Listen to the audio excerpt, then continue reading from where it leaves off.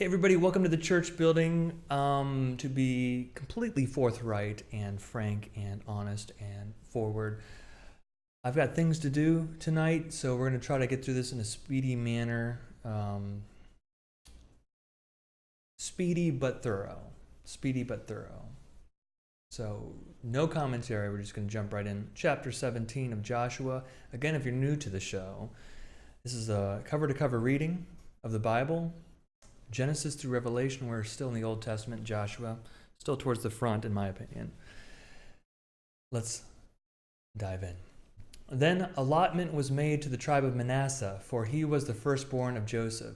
To Machir, the firstborn of Manasseh, the father of Gilead, were allotted Gilead and Bashan, because he was a warrior. And allotments were made to the rest of the tribe of Manasseh by their families, Bezer, Helek, Azriel, Shechem, Hepher, and Shemida. These were the male descendants of Manasseh, son of Joseph, by their families. Now Zelophehad, son of Hepher, son of Gilead, son of Machir, son of Manasseh, had no sons, but only daughters. And these are the names of his daughters: Mahlah, Noah, Hoglah, Milcah, and Tirzah. They came before the priest Eleazar and Joshua, son of Nun, and the leaders, and said, "The Lord commanded Moses to give us an inheritance along with our male kin." So according to the commandment of the Lord, he gave them an inheritance among the kinsmen of their father. Thus there fell to Manasseh 10 portions, besides the land of Gilead and Bashan, which is on the other side of the Jordan, because the daughters of Manasseh received an inheritance along with his sons. The land of Gilead was allotted to the rest of the Manassites. The territory of Manasseh reached from Asher to Michmethah, which is east of Shechem. Then the boundary goes along southward to the inhabitants of En-Tappuah.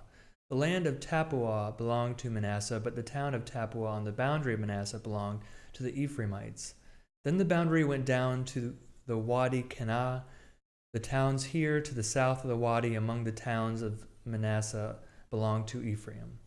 Then the boundary of Manasseh goes along the north side of the Wadi and ends at the sea. The land to the south is Ephraim's, and that to the north is Manasseh's, with the sea forming its boundary.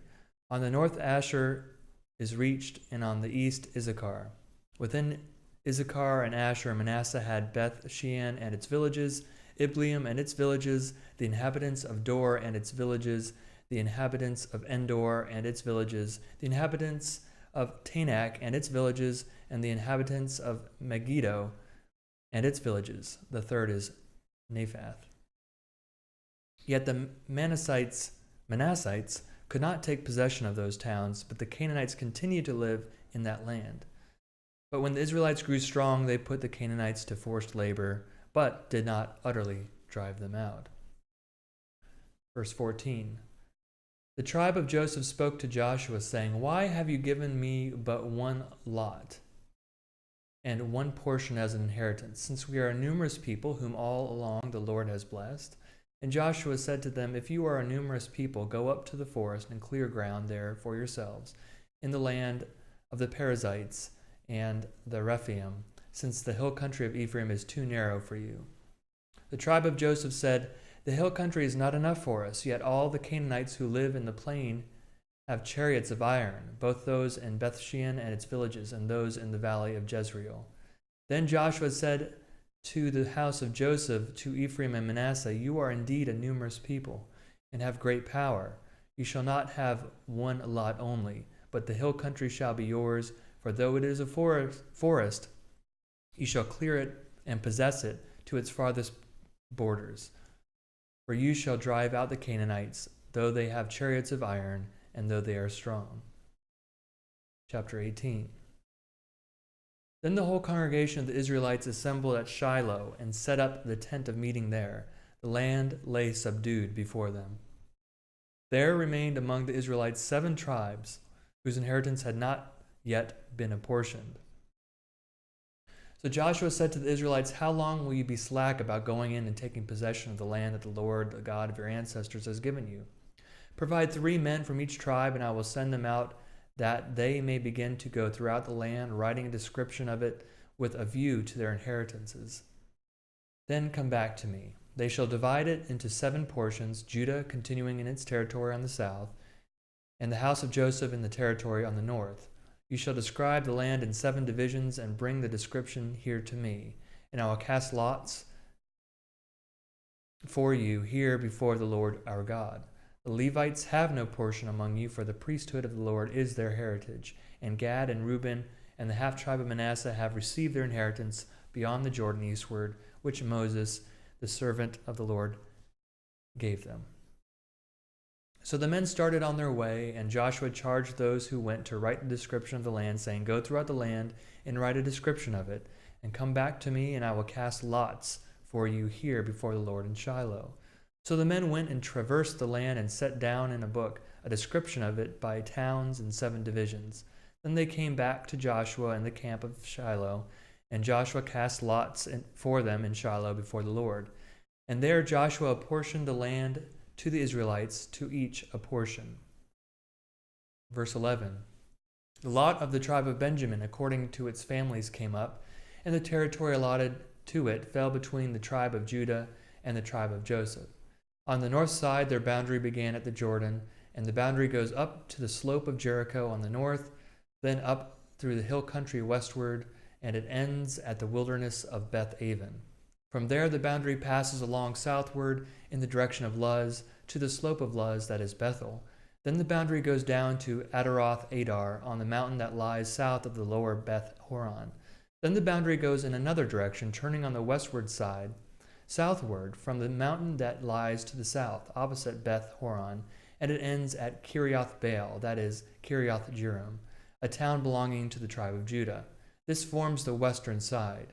The southern side begins at the outskirts of Kiriath Jearim, and the boundary goes from there to Ephron, to the spring of the waters of Nephtoah. Then the boundary goes down to the border of the mountain that overlooks the valley of the son of Hinnom, which is at the north end of the valley of Rephaim.